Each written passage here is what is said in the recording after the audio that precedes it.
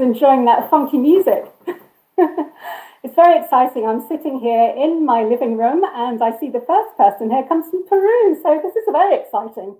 So I'm Emily, as you probably have guessed. And if you have, you're doing well. And I'm a needlework designer, and I have been designing needlework since 2007. And that seems like an awful long time now. So I work mainly in cross stitch, but I also design needlepoint as well. And I think of myself as a graphic designer who works in wool. And as well as designing needlework kits, which I sell all around the world, as well as on my website, I also teach. And I have discovered over the years how exciting it is to teach people to find their own creativity. And that really makes me very happy. I find a lot of people are quite frustrated. They do an awful lot of courses and they want to stop doing all the courses and start bringing forward their own style. So that's what I try and do. So my style is, as you can see, it's very, very colourful. I work a lot in symmetry. I love bright colour. For me, when I'm designing, it can never be bright enough. So it's an amazing time to be creative at the moment. Here in the Northern Hemisphere, it's springtime, and I went for a lovely long walk down on the beach today, as my hair will attest to. And I can feel this amazing energy of the earth and the sun, and everything's starting to spring into life. And there's a lot of colour coming through. And I just thought, what a great time to start getting crafty and start experimenting with colour and style. So that's what I'm going to talk about today. I'm not going to focus too much on technicalities because that's I cover all of that in my Domestika course. And I must admit, I was absolutely thrilled to be asked to do a course with Domestika. My course there is all about portraits, doing portraits in cross-stitch. But the methods that I use and the techniques that I use, they can be used in all sorts of other subjects as well. So I'm just looking here, and there's people from Colorado, Mexico, hola. That's as far as my Spanish goes. So I'm down in Bournemouth in the south coast, and as you can see, I work with a lot of sea themes. So I get an awful lot of inspiration from what's around me. And I wanted to talk to you because this session is really about you and about you drawing from your own creativity. Because as I said before, I really like working with students who feel a little bit frustrated. When people are frustrated, that just tells me that they have this creativity a bit like spring. So it's ready to burst. They can feel that power inside them and they want to bring it out into the world. So if you're looking to do your own type of work, there are a few mental hurdles that you need to get over first. And the biggest one of those is other people's opinions. So that's always quite interesting, isn't it?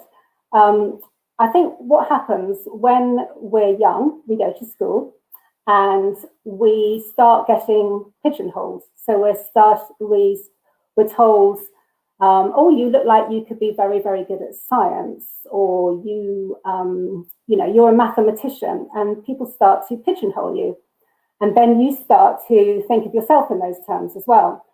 So I think we're all innately creative beings. And an awful lot of people just come to me and say, I love the process. I love the process of stitching. I love working with colour, but I'm not very good at art. And I just think, well, why do you think you're not very good at art? We're all creative. Now, when I was at school, art was all about drawing. So the more realistic you could draw, then the better you were at art. But there are so many different ways of expressing yourself. So what would happen is that you would draw a picture and then you would show it to somebody who didn't really know you, and they would give you a mark, and then you would judge yourself according to everybody else in the class and what your mark was. And we tend to carry those labels through our lives. And then we get to a certain age, we leave school, we want to be creative, and then we find that we're doing course after course. But there's just something that's just a little bit frustrating about it, and we're not bringing out our own flavour, if you like. So, what's your flavour? Tell me, what's your flavour? Stop. Who else have we got here? Oh, Portugal. Hello from Portugal. Paraguay. Very exciting.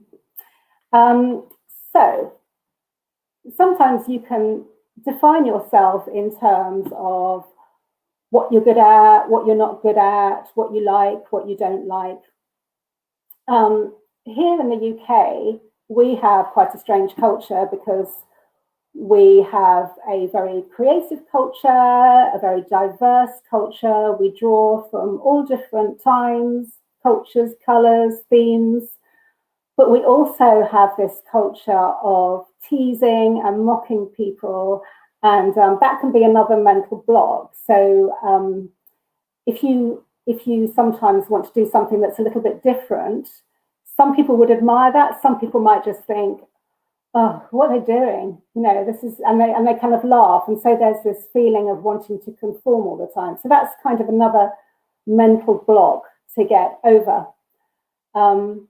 So we, as I say, we all have this deep creative interior life, and that's very rich. That's where the treasure lies.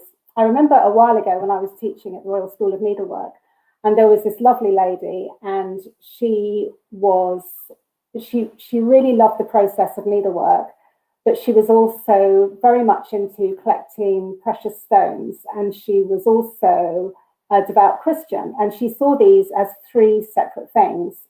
And I remember working with her, and I said, well, maybe your style is about putting those things together, and maybe you could work with your faith, and you could use some beautiful words in your faith, and you can add gems in and bright gem colors and do it all in stitch. So that was the way of combining all these things and finding out who she was, and that brought forth her unique style. So another thing I wanted to say was, when you're thinking about what to do in terms of themes that you want to bring or topics that you want to create, people first of all tend to look at trends and fashions and that kind of a thing. Now, needlework, as you can see, this is a cross-stitch cushion that I did. There's an awful lot of work in this. So it's okay to go with themes and fashions, but the trouble is themes and fashions come and go. So a great example of that is, I am of an age where I remember people in flared jeans, and then as soon as the flares went out of fashion, everybody threw away their flared jeans. So, for example, if I was sitting here with a massive perm and blue eyeshadow and big shoulder pads, you might think, oh, that's a bit funny, but that's because I was drawing on a trend, and that trend has then gone out of fashion.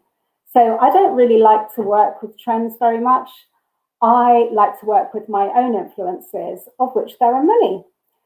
So to get started, the first thing to think about is what sort of things you're drawn to. Now, I've got various different books. My background is graphic design, and I tend to think of myself as a graphic designer that works in wool. But I have got influences from all over the place. So here's one of them. So this sort of just hit myself in the face. So professional. So this is a tapestry designer, and it's a mid-century designer called Evelyn Ackerman. And I really love mid-century style because I like graphic design. I like the really simple block colors. She does some, let me show you some nice pictures here.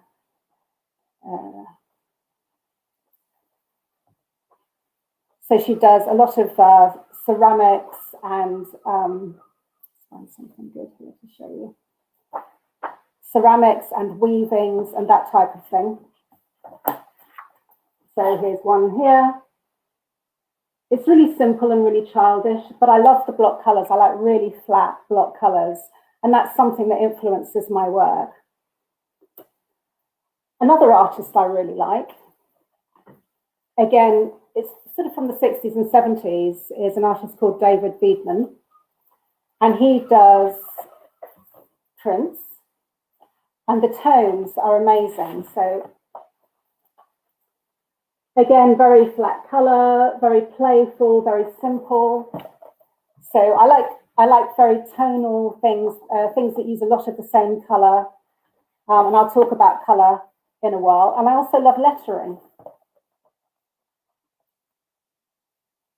So he uses a lot of lettering in his work. Now, in my grown-up working life, because I work for myself now, when I was a grown-up and had a proper grown-up job, I worked in graphic design, and I learned a lot about packaging, and I learned a lot about lettering and a lot about layout and that type of thing. So I've become a bit of a font collector. I love typography, and I've got all sorts of books on lettering, which I love, and I sort of collect fonts and that type of a thing. So when you're thinking about themes, rather than looking at trends and what everybody else is doing, and that's a massive danger in needlework, because needlework has got such a big tradition, so it's just very simple to draw on what needlework should look like, what everybody else is doing, what traditions are, and that kind of a thing. And you've got your own unique style. So you're going to think about Pinterest is a really good device to use, because you can just go on there and you can just start collecting the images you like, and you're going to think about, what have I always been drawn to? What's in my story? What do I like in terms of history? Do I like plain color? Do I like detail? All of that kind of a thing, and start building up a profile. So it's very much an internal process rather than just looking outside and thinking, what's everybody else doing? And I would say that, especially if you ever wanted to do designs that you wanted to sell, don't start looking at what everybody else is doing, because you won't be memorable. You know, that's a kind of a safe thing to do, and it's not good to be safe. It's good to be you, because that's where the little treasure is, and you need to find out, you know, your own light, your own flavor. So I think I've got that across. Right. So yeah, there are an awful lot of traditions that you can draw on. I use, in terms of techniques, I use cross-stitch an awful lot. And then I start breaking down. Once I've got a theme, I start thinking about how I want to execute it. So the first thing I'll think about, first of all, is subject matter. So I can draw inspiration from all the things that I've told you about, but I can also draw inspiration from what's around me. I love nature, I love symmetry, living by the sea. I like an awful lot of sea things as well. And then I kind of incorporate that with my love of packaging and that kind of layout and typography, and I put those into my designs. I'm going to just see where people are from, because there's Cuba, Colombia, Mexico, and somebody's doing my kiss cross stitch. Oh, wonderful, thank you very much. That has been my most successful step. That's been my most successful design. Glad you like it. Yeah, so when I first started, people weren't really doing lettering, and I think sometimes you just have to take that little leap of faith and think, well, I'm going to do something that nobody else is doing. And it's certainly, you know, sort of paid off for me. You've got to take risks in life sometimes, haven't you? So there are all different ways and things that you need to think about before you start. First of all, you're not going to please everybody. So again, you just have to go with what you really love. I have been at exhibitions and I've had people walk around to my stand and look at my work and just go, nah, and then just walk off, which is hilarious. But, you know, you can't please everybody, so you have to please yourself. And if you think that you can please everybody, just tell them what sort of music you're into, because I'm sure they'll all disagree and they'll all say, oh, no, I don't like that, you know. So we're going to look at different aspects of how you can break down your own design. So first of all, the line that you use. So once you've got your theme, think about the line that you use. Now, one of the first designs I ever did, I was looking at tattoos, and tattoos break down really simply to needlework and cross stitch and that type of a thing. I'm from Turkey. Which inspires would you use in? Which inspires would you include in your creative work? So in my creative work, I think it's kind of strange. I'm like a little sponge. So what I'll do is I'll collect images on Pinterest or just things that I see My Pinterest boards are quite odd. Sometimes there's a bit of architecture, there's some abstract shape, there's color, there's interiors, and then it's almost like you hover over it, like a sort of a jellyfish, and you kind of pick up little things that you saw, and then it goes all through the Emily filter, and then it comes out as a design. So there isn't a formula, if you like, for designing. It's just about absorbing, not copying, absorbing, and then somehow it kind of like all comes out as an expression. And it's something, it doesn't always work straight away. It's not a process where you can be very left-brained about it and think, well, if I follow this, and this is a design, and it's going to take me 3 hours to do. You know, sometimes I can just get a picture in my head. I don't know where it comes from. I guess that's called inspiration, and it just is a download, and I think, I know exactly what I'm going to do, and I know the colors I'm going to do it in. And funny enough, those moments of inspiration are the ones that have been the most successful. And then sometimes you can work on something for ages and ages, and you're trying to be very logical about it, and you're struggling, and it's just not really working out. As I say, it's very much of an internal process. So every time you're working, so say you've got your theme, you have to be absolutely happy with your theme. You have to feel excited and inspired. And then you're going to start working with your line, which we're going to talk about now. And you have to feel excited about the lines that you're drawing. And every stage of your design process, you have to kind of check in with your heart and check in with your body and see if you feel excited, because it's a little bit like building a wall. And if the bricks are a little bit, you know, wonky on the foundation, then it's just going to get worse and worse and worse and worse. And it's just going to end up as a disaster, and you're going to end up throwing the design out. So I'm going to talk about lines. So back to this. So this was a tattoo design. This was one of the first ones I ever did. So this was a cross-stitch design, and the way that I design is I design onto, I make a chart, and that's all on my course, how to make a chart, and then I cross-stitch onto blank canvas. And I'll talk about the canvases in just a second. So tattoos were quite good, just as a starting point, because they have a line around them. And it's a little bit like, you know, the colouring in books you have as a kid. It's a little bit like that. So you're drawing the line, and then you're just applying the colour in. And it's very, very graphic. Now, this was quite simple because it was red, blue, turquoise, very basic colours. But my lines have got a little bit more interesting now. So this was, although I still sell an awful lot of these, and I still like it very much, but I've just moved on a little bit more with my design process. So here's one, for example.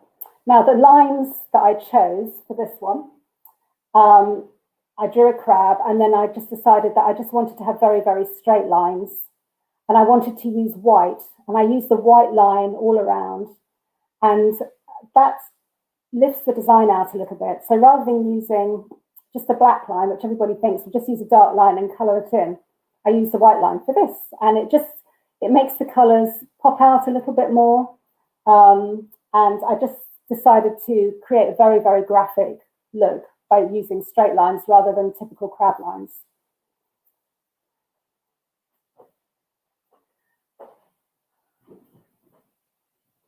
And then there are pieces a little like this, and I didn't use a line at all. So those are just block colours. I do like using block colours. I think they're very easy to, because I sell a lot of kits, they're very, very easy to count.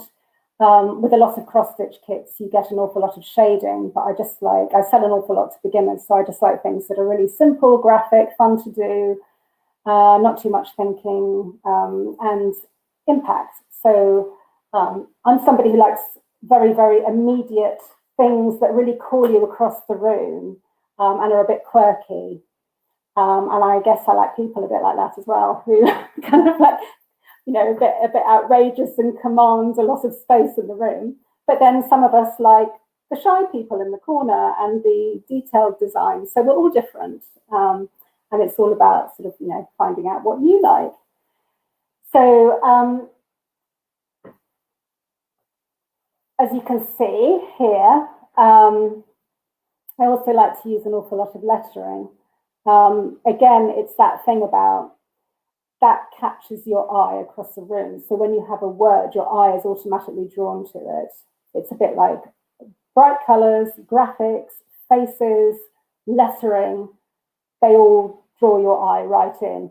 And I like that. I like, I want somebody to walk into a room and just go, oh, where'd you get that? That's fabulous. So that's kind of what we're aiming for.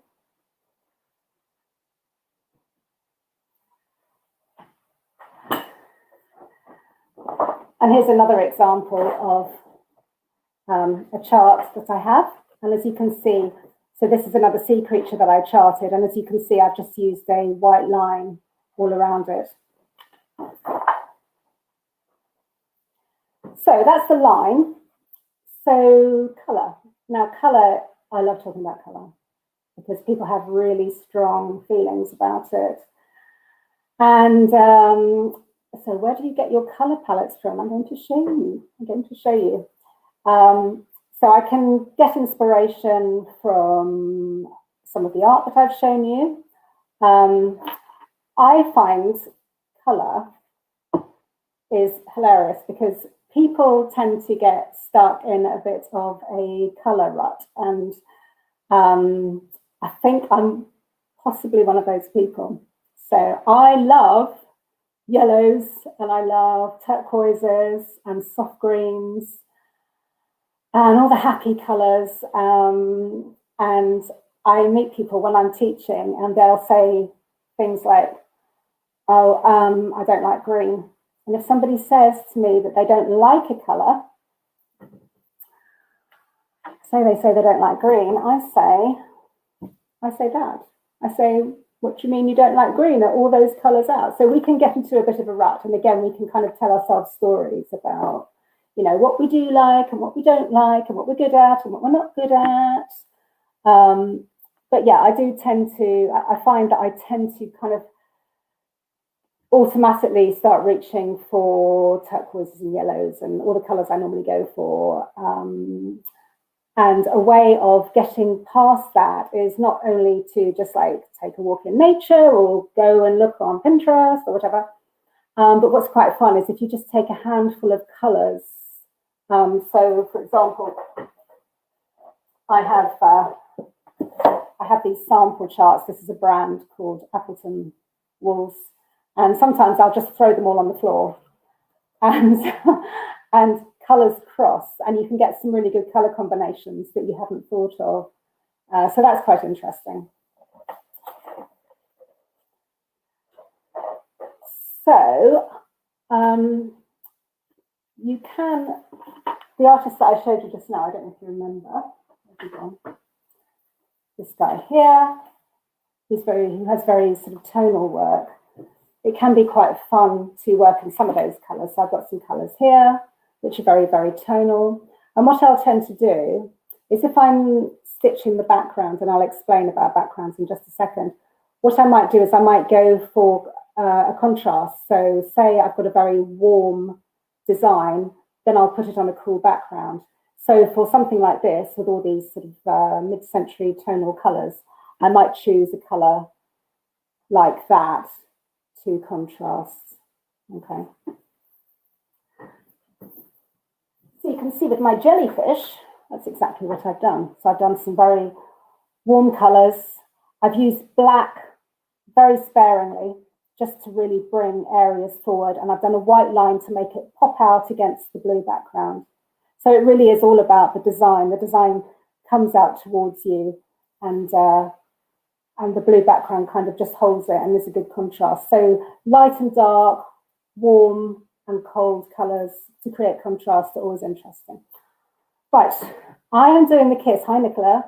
Any tips? I'm finding it so big to handle. I'm finding a frame, but it's not comfortable. Thank you. Right, I'm going to talk about canvas then. I'm going to talk about canvas. So I use, when you stitch, you can stitch onto fabric or you can stitch onto canvas. For a lot of my kits, I stitch onto canvas.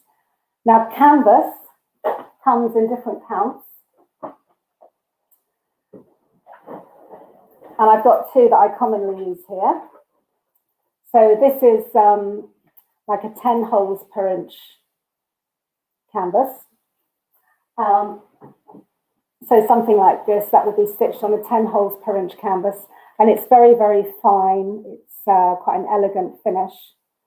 And then I also stitch onto a 7 holes per inch canvas, which is kind of a rug canvas, which is much bigger.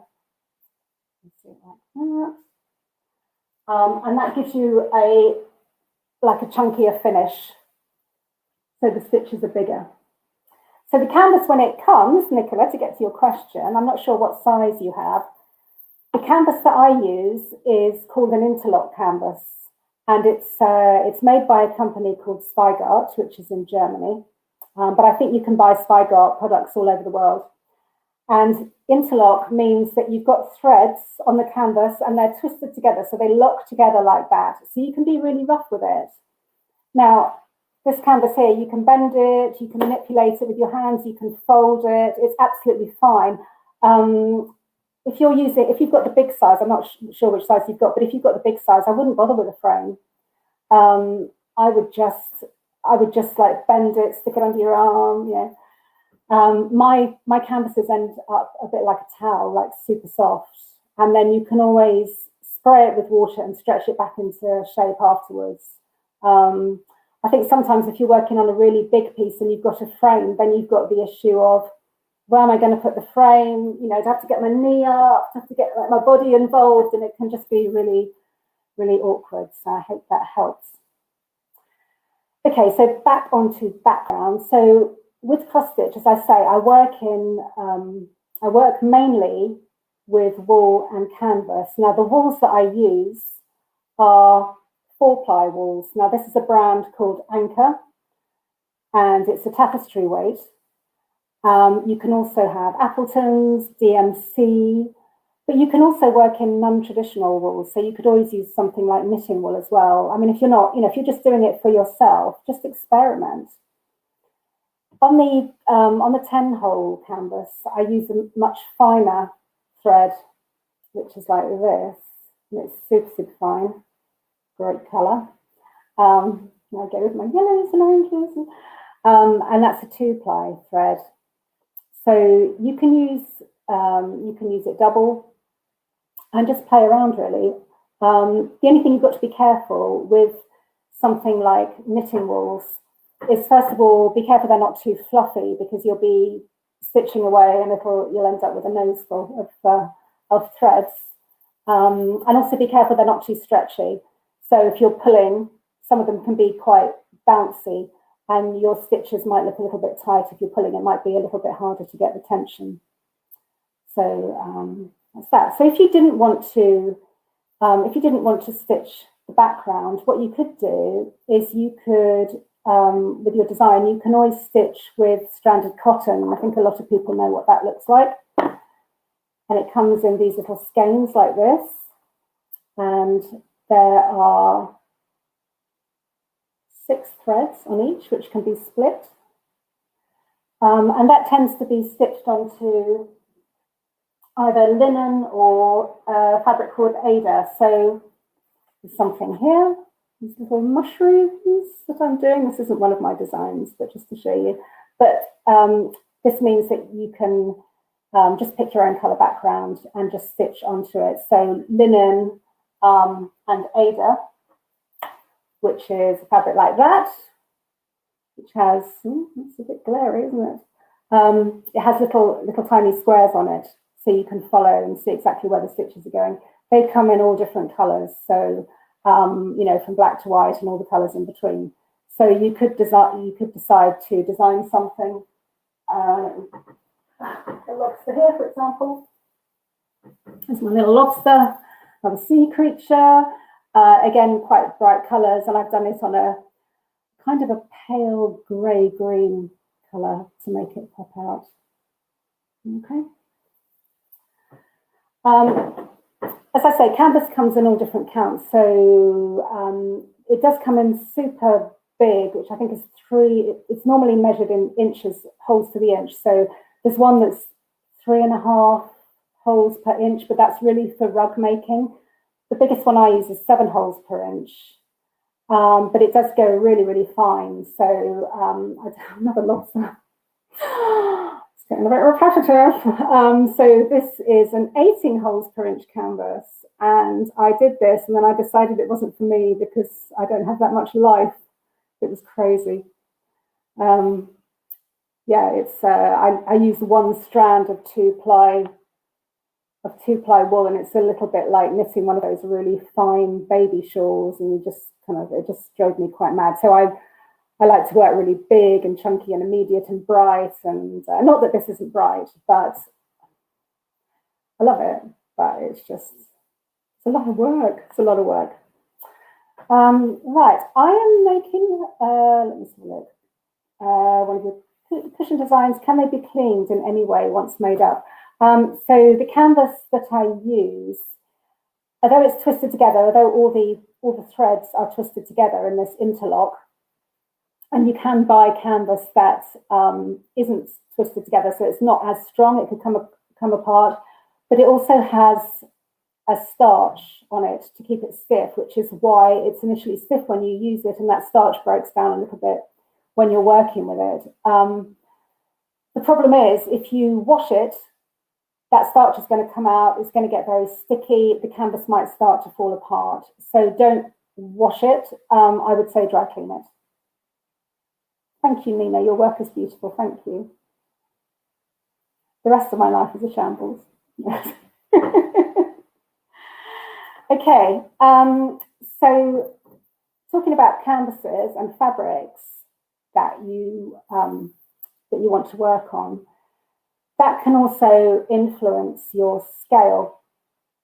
And so again, when I was first starting, I was looking a lot at needlepoint kits, and they tended to be quite uniform,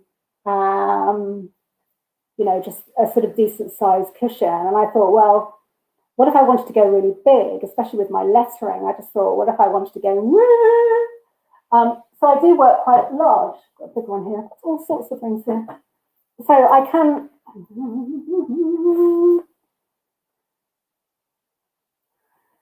so this was done on a 7 holes per inch. And again, it was just for impact. I really like the impact. It was my love of lettering again. So that was a 7 holes per inch, and that comes up quite quickly. So I use 1 strand of tapestry thread, and I do cross stitch on that, and that can take less time than this because there are more stitches in this than this. So again, on the course, I explain how you can scale up and scale down depending on the fabric and the thread that you're using. So another thing you can try as well is different types of threads. So I use a lot of wool. Now I understand there's a lot of vegan stitches out there. There are cotton threads available. If you're going to do very, very fine work, you could even try something that's completely untraditional. Like this is a top. It's a neon top stitching thread, but you can play around. You can play around, and that would probably work on a very fine canvas or a very fine linen or something like that. So it's just a question of it's just a question of playing around. And also the other thing you can do is if you have if you find sort of certain threads around, and you can, a lot of places sell them. Sometimes you can go to a second-hand shop and there can be say somebody's died and their collection of knitting wools, or not that you should profit if somebody's died, but anyway, there's a collection of knitting wools or something, and you can just you can see what's available in that stash, or you can, sometimes you get, I don't know if it's the same here, but sometimes we get like funny little shops and post offices that sell kind of neon cheap knitting wool, and that can be quite fun. I do like the neons, especially when they're combined with neutral colours. I just think that's quite fun to work with. But you can split them, you can double them, and it's just all about playing, really. So I'm going to show you a little something that I also do. And I'm going to talk about symmetry. So first of all, I'm going to show you, when I work an awful lot with letters, if you want to work with letters, sometimes one word can be really exciting. So say you found a font that you really liked, but you thought, well, this is really boring. If I just do lettering, so say I just did black lettering on a red background, that's really, really boring. So you can find a way to make it a bit more exciting. So, what I've got here.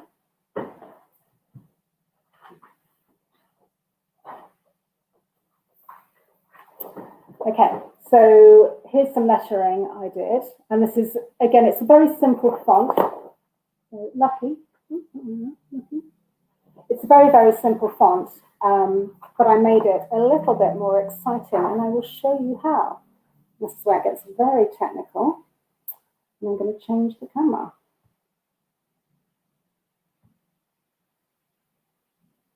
Excellent. So all I'm going to do is I'm just going to draw a letter. Now what you can do is you can, I'm going to do an E because I'm narcissist. Let's just do a very badly drawn E. Now what you can do is if you find a font that you particularly like, you can just blow it up on a photocopier, or you can hand draw a font. And I've got a couple of sheets of coloured paper here. Sorry that it's upside down. And I'm just going to cut it out. So I'm going to cut them both out together. Don't use your best scissors for fabric.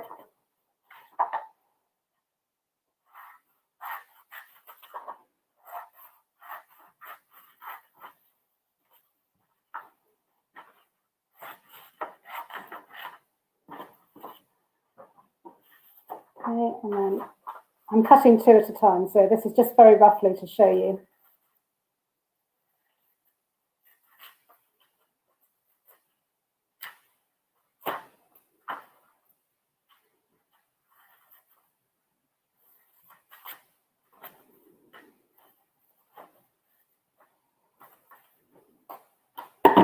Okay, so I just have the letter E here. I'm just going to change the background. And so say I was going to create a design. I've got one letter, but then I've also got, I've cut two out. So what I can do is I can move them slightly, and I can create a bit of a shadow effect. Okay, or I can do it the other way around. And I can create it to one side. Like that. Oh, show that camera. And then I can take my letter. So I'm going to, for this, in this instance, I'm just going to do it like this. Like so. Okay. And then I can start to decorate inside the letter. So I'm just showing you with paper, but this is a good way of just working with paper collage, for example, and then you can just, I'll show you on the course how to make a chart. And then I could just draw, say, a line around it. And just make it a little bit more exciting. So if you wanted to do lettering and you're just worried about it being a little bit plain, that's a good way of just making it a tiny bit more exciting. Oopsie. And then I can always add, I don't know, circles or something like that to make it a bit more exciting. And then I could start working out what my colours were going to be. And then you've just got something that's not boring. So let me put my camera back. Right. So that's what I did with, where's it gone? Ooh. So that's what I did here. I started off with, let's look at the E again. So as you can see, if you look at the pale yellow bit here, I started off with a letter and then I just created a shadow. So I was using coloured paper and I just moved it one way or another and I created different shadows by moving the paper around. So that just adds a little bit more interest. And with this particular design, I put what looks like stage lights in there. So it was, okay. So the other thing I want to talk about is symmetry. So I use an awful lot of symmetry in my design. I like it. You get a lot of symmetry in nature. We're pretty symmetrical. And I just think, again, it creates a really strong design. Now, that's me. You may hate it. I kind of like that sense of order. Sometimes I wish I could loosen up a little bit more, but I like that structure, and I think it creates a lot of drama. I did actually collaborate with an artist called Ruin Hoffman, and that was a completely different way of working, and he was all about hand drawn, and I don't have the cushion with me because it's in Amsterdam, but that was a really lovely design, and that was all just hand drawn. And the way that we did that was we just painted it and drew it straight onto the canvas and started stitching it. So that was a very, very free way of working. But I guess, I don't know, maybe I'm a bit of a control freak, I don't know. But I quite like working to a very tight graph. I like to know where every stitch is going to be. So I do use a lot of symmetry, and I explain how I do that in the course. As you can see, a lot of my designs, so here's my lobster again. As you can see, it's very symmetrical, very straight lines, very graphic.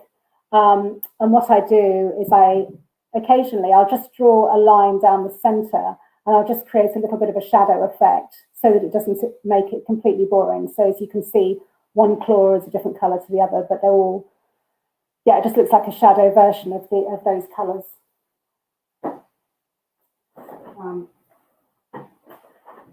And again, here we go. Again, that's symmetrical.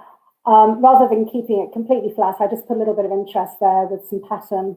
And of course, some lettering at the bottom. And again, that's another way of making the lettering quite interesting, is just to take some of the colors that you're using and make every letter a different color, which is quite fun.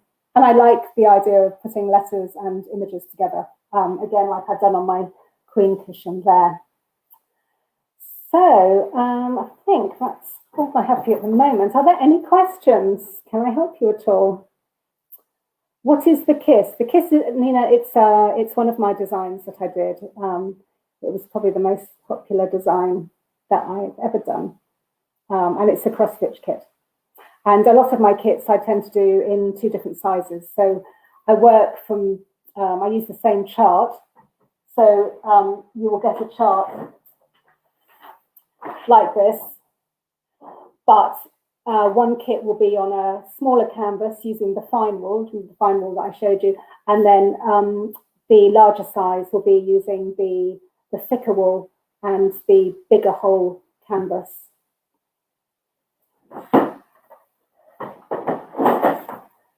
So here's another design that I did, and there's a kind of symmetry about it. And again, rather than just having a very flat image, what I did was I used that shadowing effect. So I've used my white line, slightly cooler colors, my white line to bring the design forward, and then just made a line going through the center and created that shadow effect. And then for the Domestika course, I worked using a photograph, and this is my youngest daughter. And again, that was using symmetry. But with symmetry, what you can do as well is you can break it up a little bit. So although the face is very symmetrical, the hair isn't, and it just creates that little bit of interest. Again, where's my lobster gone?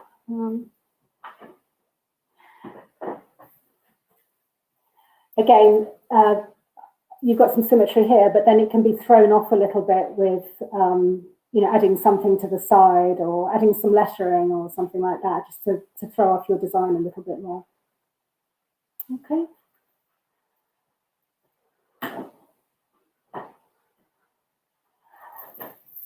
And that's all I have to show you. So are there any questions? It's all very quiet. You're very well behaved.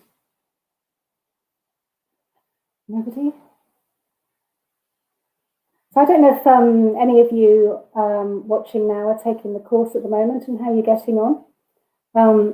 The great thing about Domestika is that there is a community forum, so I'm very easily accessible if you've got any questions or anything that you want to ask me, and those can be technical questions or design questions, or even if you just want, you know, an opinion. But the best opinion is your own opinion, really, because I would only give you my opinion. So, you know, again, as I say, it's very much if you're feeling very happy with what you're doing and you're, you know, you've got that little buzz of excitement, then you're definitely on the right track, and that's the best guide that you have. So, no more questions. Let's just scroll back. No, you all obviously know what you're doing. Oh, hello from the Philippines, Oza. That's amazing. That's very exciting. Okay, so that's me done, really. If nobody's got any questions. Andrea?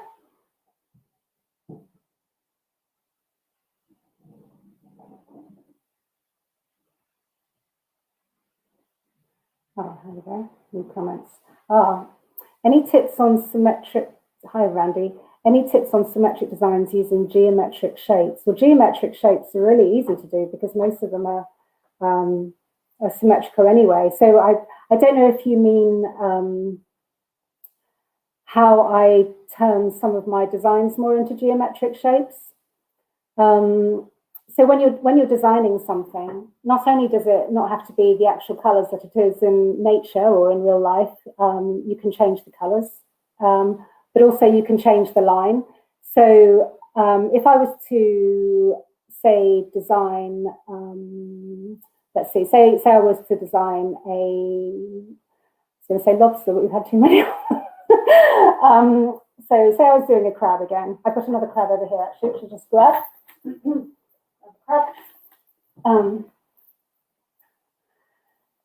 So I could draw a crab and then I would start working into it. So what I would do is I would just simplify all the lines, and you can do that using a ruler or just very, very simple curves. And again, you only really have to design half of it and then you can just flip it. But I looked at the working of a crab and I looked at sort of the structure of the shell, and I started just simplifying them. So it's almost a bit like, I don't know if you, when you were a child, if you ever had any of those stickers, so there were triangles and semicircles and circles, and you created pictures with them, different colors. And it's a little bit like that. If you can think of in terms of very, very simple shape. So you could think of this in terms of a triangle, which I've just taken off. And here's a semicircle, lines for the, you know, just very simple oblongs with triangles at the end and that kind of a thing. And then I just add my own little decoration. It's probably a bit easier to see it on, I'm sitting in a massive pile of cushions. It's nothing new. So on this one, it's much easier to see. So this is almost like a diamond shape. And then the claws, it's kind of like a triangle, but with the corner cut off here. And I just try and keep simplifying it. You know, if it gets too complicated, draw a straight line. So yeah, that's the way I work. And then very simple shapes again inside. How long do you take to finish a piece? Well, it depends on the piece. And when I sell kits, I get asked, you know, how long is it going to take me? And I don't like that question, because it's a little bit like if you read a, you know, if you buy a book and then you say, well, how long is it going to take for me to read this? Or if you do a jigsaw puzzle, how long is it going to take for me to complete the jigsaw puzzle? And I'm just like, oh, I don't like that question, because the joy is in the process. But I will answer that question, and I will say probably something like this would probably be about 50 hours. And I'm sure you're all going, oh, why would you do it? But then, you know, people knit, and I think it's just it's a slow craft, and I think there's so much value to slow craft. It's very relaxing. It's not just all about getting there, you know, finishing, next thing. It's actually the opposite of that. It's just enjoying the process, relax, breathe into it. That's why I love it, and it certainly is a way for me to relax. And it's also sort of antidote, or the opposite of ready-made. You know, I want a cushion. I'm going to go out and buy one, and I've got it in my house. It's about well, every stitch that you're putting in is a little it's what I call woolly kisses. It's like a little mark of love, and it's something that has got a part of you stitched into it, and something that you can hand down to people, and they know that you made it with love, and it wasn't just something that you ran out and bought. Chloe, what's the easiest fabric to work with for a beginner cross stitcher? So I would say I would avoid linens if you're a beginner, because they can make you go a little bit cross-eyed. With linen fabric, what you mostly tend to do is, it's a very fine weave, although it's a very, what they call an even weave. But you have to go across 2 threads most of the time. You can go across 1, but most people go across 2 threads. And I think if you're beginning and you're a little bit, if you're not very confident, you can just maybe get a little bit frustrated. Any of the canvases are good. Again, it would probably take you a bit longer to do cross stitch on a canvas, because you've got to stitch the background. Ada is very good. So Ada was the fabric, if I push it, the fabric with the holes in it, and you can see the holes. So it's like a little grid, and I actually prefer linen because I prefer the finish of it. But with Ada, it's much easier to count. So I would say go for an Ada, and probably like again, those are measured holes per inch, and I would say go for something like a 14 count Ada. I just found it. So let me just see if I can get it on the other camera.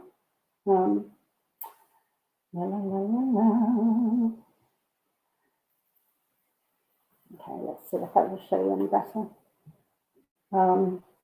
So yeah, you can see that it's got little squares there. And then you can start off with very, very simple patterns. I think if you go to websites like Etsy, there are lots of patterns that you can just have as a PDF, so you can just download them and start small. What's quite nice about it is that it's not too expensive to get started with cross stitch. It's as hobbies go, it's very affordable. The threads are quite easy to buy. You can buy them. There are good makes like DMC, but you can also buy sort of bulk threads that aren't branded, but they do the same job just while you get confident. But it's a super easy stitch. It's really all about the design. Really, you can master the stitch in seconds. It's just drawing crosses or little kisses as you go. Very, very simple. Thank you so much, Amazing Creations. Well, thank you, Randy. Is it always necessary to use an embroidery hoop, especially if you are doing a small piece? No, it's not. I actually, my friend James, who I've worked with before, and he's an amazing embroiderer, and he hates hoops. He absolutely hates them. Some people love them. You can get, to me, it's always a question of like, how do you balance it? So when you're working with a hoop, sometimes it's really difficult, and you're kind of like this. You can get hoops that are on like a seat. So you sit on a piece of wood, sounds very glamorous, and you've got a stick coming up with a hoop on it, and you can put your fabric on a hoop, and you can work with both hands.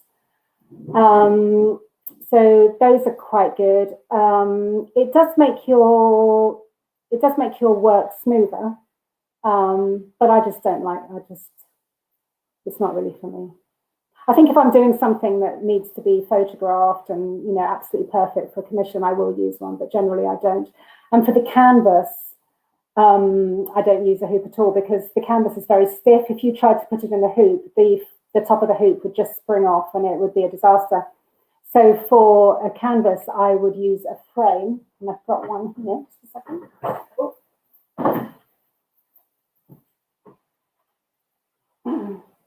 So I would put the canvas on a frame. This frame is quite an expensive one, actually. It's by a company called Needle Needs. And what it is it's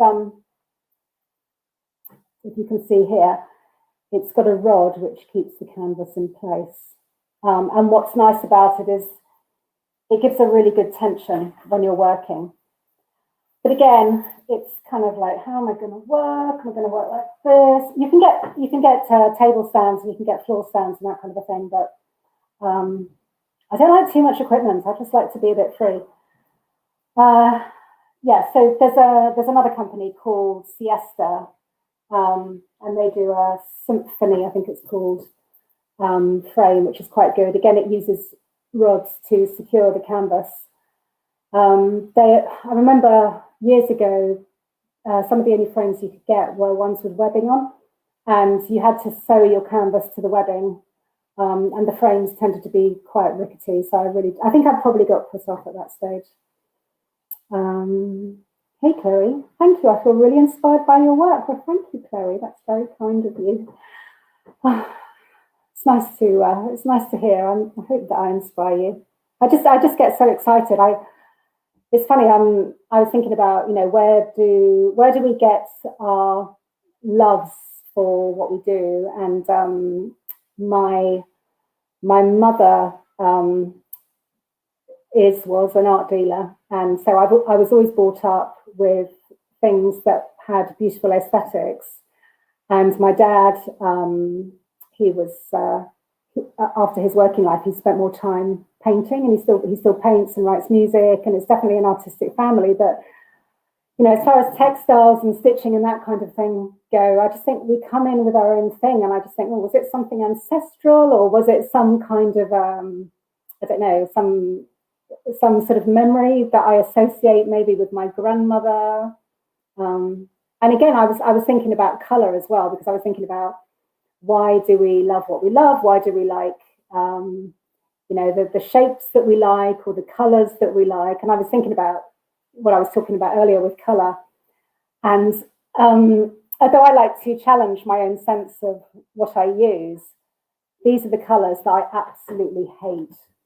And I just thought, why do I hate these colors so much? And I realized they're all school uniform colors, and I hated school so much. I wasn't very well behaved at school, so I just have such a block with these colors, and I won't put them in my work occasionally. But then it's a challenge, and it's like, oh well, how could I use them? How could I like them? Could I use them with something else? Could I make it exciting? So yeah, I could. It's just always there lurking, and I just think of kind of nylon school uniforms, so it's a bit of trauma coming out. Right, any more questions for me? Some in Spanish, which I can't do, I'm afraid. I'm sorry. Let me have a look.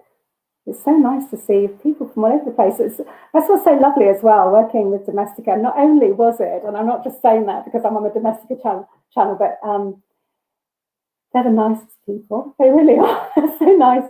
And, as a woman of a certain age as well, it was quite nice. I just felt like, oh, I'm with the young cool kids here. And it's such a fun company to work for. And I think it's so great as well, because the courses are so easily accessible, and just a really good way of kind of springboarding you into finding a new hobby as well. So it's wonderful. But anyway, what I was going to say was that it's just lovely that when I saw my students starting to kind of like file in on my course, just seeing all the different places from around the world, and I kept clicking on who was taking the course and whether, all the different flags, and it just felt, it's fantastic, because most of the time it's, me and the cat. Just, I don't get much of an airing. I just, go for walks along the beach and that kind of a thing. And it's just so lovely to have that sort of connection of, all around the world. I mean, gosh, the internet is incredible, isn't it? And it's also funny, because I was laughing earlier how we all have to be on camera. As of 2020, we all have to be on camera. And that can be, for somebody like me who, well, none of us get out much, really, do we, at the moment? But just to be on camera all the time. Right, so let me just see if there's any other questions. No, I think that's all I have for you.